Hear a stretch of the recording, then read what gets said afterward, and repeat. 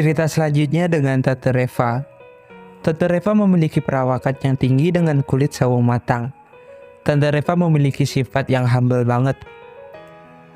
Terbukti pas pertemuan pertamaku dengannya, kala itu aku diajak oleh istri untuk menghadiri sebuah pesta yang diadakan oleh Tante Reva di rumahnya. Dia begitu welcome denganku meskipun kita baru saling mengenal. Sangat asik diajak untuk sharing-sharing tentang kehidupan, bisnis, dan kesehatan. Berbeda dengan istriku, yang setiap ingin curhat tentang permasalahan kerja di kantorku, ia selalu sibuk dengan gadgetnya sendiri dan gak pernah menghiraukan atau menanggapi ceritaku. Ini membuatku merasa sedikit nyaman ketika dekat dengan Tante Reva.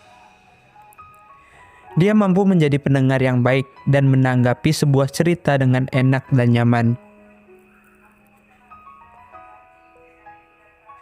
Oh iya, sedikit informasi. Tante Reva ini adalah single parent yang ditinggal kabur suami bulenya. Aku menceritakan sedang mengerjakan proyek yang cukup besar di kantorku. Dan ternyata Tante Reva tertarik dengan proyek yang sedang aku kerjakan dan berniat untuk kerjasama. Dengan perasaan yang senang, aku menyuruh Tante Reva untuk datang ke kantor menandatangani perjanjian kontrak kerjasama. Dan Tante Reva menyetujuinya. Keesokan harinya saat sedang di kantor, terdengar suara ketukan pintu dari luar ruanganku. "Masuk," jawabku. Ternyata Tante Reva dengan pakaian yang sangat glamor sekali, terlihat sangat cantik, anggun, dan elegan. Aku terpesona dengan kecantikan Tante Reva. Mataku tak berkedip melihatnya sampai menelan ludah. Mas Adit, jangan segitunya lihat aku. Malu aku jadinya," tutur Tante Reva. Maaf mbak. Aku terpesona dengan penampilan Mbak Reva hari ini," sahutku. "Jangan gitu Mas Adit, nanti istri Mas Adit marah kalau Mas Adit suka liatin cewek lain," canda Tante Reva. Enggak mbak, istriku gak pernah peduli denganku. Kita kalau di rumah ngomong seperlunya aja, gak pernah saling cerita-cerita atau sharing, kayak aku sama mbak ginilah, jawabku. "Mungkin istri Mas Adit capek kali. Dia kan wanita karir yang berangkat pagi, pulang malam. Pas nyampe di rumah udah kecapean. Dan moodnya udah hilang kali," sahut Tante Reva. "Iya kali mbak. Tapi aku lebih nyaman ngobrol sama Mbak Reva. Soalnya Mbak Reva orangnya humble banget dan nyambung kalau diajak sharing." Tante Reva teman tersenyum. Obrolan tentang kontrak kerjasama pun dilanjut. Tante Reva menyimak aku menjelaskan tentang SOP dan prosedur kerjasama dan pembagian hasil. "Wah, ini proyek mega besar mas. Kalau proyek ini selesai dan berhasil, nanti kita sewa kapal pesiar buat pesta merayakan kesuksesan proyek kita ya." Siap Mbak Reva. Kalau kita serius dan all out untuk proyek ini, besar kemungkinan proyeknya akan sukses. Mbak Reva pun menandatangani proyeknya. Pertemuanku dengan Tante Reva jadi semakin sering karena proyek ini. Karena keasikan curhat dan sharing-sharing tentang pekerjaan dan kehidupan sehari-hari, tak terasa waktu pun telah berlarut. Kita memutuskan untuk menyudahi pembicaraan dan bersiap untuk pulang ke rumah masing-masing. Keesokan harinya, seperti biasa di hari Minggu pagi aku melakukan olahraga rutin 1 kali seminggu untuk menjaga kebugaran tubuhku. Olahraga yang biasanya kulakukan adalah jogging, mengelilingi komplek perumahan yang lumayan cukup luas.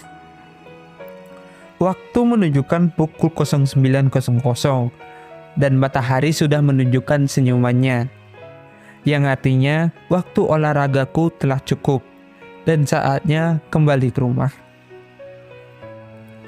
Ketika di depan rumah, aku melihat beberapa mobil yang tak asing parkir di depan rumah.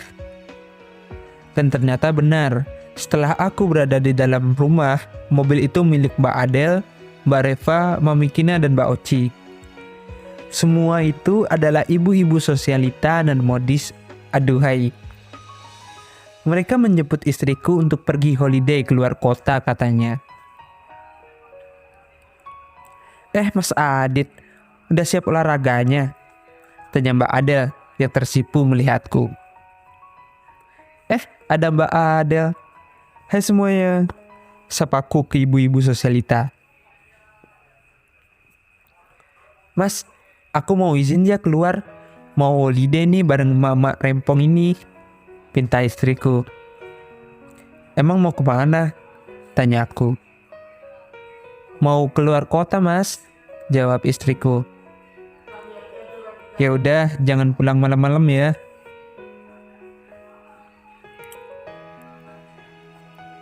Beberapa bulan kemudian, berkat kerja kerasku dengan Mbak Reva, akhirnya proyek selesai dan berhasil. Klien sangat puas dengan hasilnya. Aku pun bergegas menelpon Mbak Reva untuk memberitahu kabar gembira ini. Halo, selamat siang Mbak Reva. Selamat siang Mas Adit, jawab Mbak Reva. Kabar gembira Mbak. Proyeknya telah rampung dan klien sangat puas dengan proyek ini. Tak hanya itu Mbak, klien juga memberikan bonus buat kita dengan nilai yang fantastis. Wah, yang benar Mas. Sesuai kesepakatan dan perjanjian sebelumnya, jika proyek ini selesai, maka kita akan menyewa kapal pesiar untuk berpesta merayakan kesuksesan. Tapi Mbak Reva melarangku untuk membawa istri. Tentu saja aku kaget dan penasaran. Mbak Reva mengatakan padaku dalam telepon dengan nada yang agak sedikit serak. Ini pesta privat Mas Adit. Hanya kita saja, kata Mbak Reva yang membuat bulu kuduku merinding. Di malam harinya, aku meminta izin ke istriku untuk pergi keluar kota dengan alasan penandatanganan arsip proyek yang telah aku selesaikan kemarin. Dan istriku mengizinkan. Tapi aku melihat istriku agak pucat, mungkin karena kelelahan, banyak kerjaan di kantor. Momen yang kutunggu-tunggu selama ini akhirnya terwujud. Having fun dengan Mbak Reva yang kubayangkan selama ini akhirnya tersampaikan. Aku pun sampai di kapal pesiar. Betapa kagetnya aku. Ternyata di dalam kapal pesiar tak hanya aku dengan Mbak Reva. Di sana ada Mbak Adel, Mami Kina, dan Mbak Oci.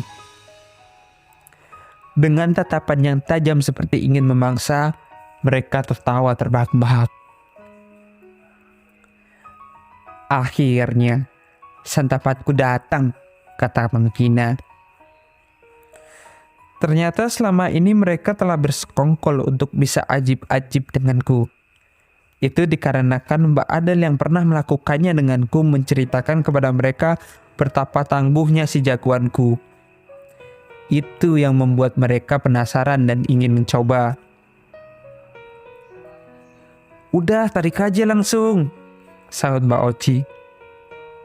Tak perlu basa-basi, mereka langsung menerkamku dengan lahap dan ganas. Seperti seekor singa yang tak makan selama setahun. Aku hanya terlentang dan mereka semua yang bekerja. Ini benar-benar di luar dugaanku. Mereka memiliki perawakan yang sangat indah dan terawat sekali. Memiliki bentuk pepaya dengan ukuran yang beragam. Mereka menyodorkan ketiga buah pepaya itu kepada kepalaku. Sampai kepalaku tenggelam karena pepaya mereka. Dan sesekali aku melahap choco chips yang menempel di ketiga pepaya itu. Mereka memamerkan dagangan kue apemnya kepadaku. Dan ini benar-benar di luar dugaan. Apem yang mereka tawarkan begitu tembem dan pulen. Mami Kina menyodorkan apemnya ke mukaku untuk dicicip. Baunya sangat harum dan menggugah selera. Dan yang lainnya bertugas untuk melahap jagoanku. Dan ada juga yang memakan choco chipsku. Ini benar-benar kenikmatan yang tiada duanya. bisa having fun dengan 4 tante mode sekalipun adalah impian seluruh laki di dunia.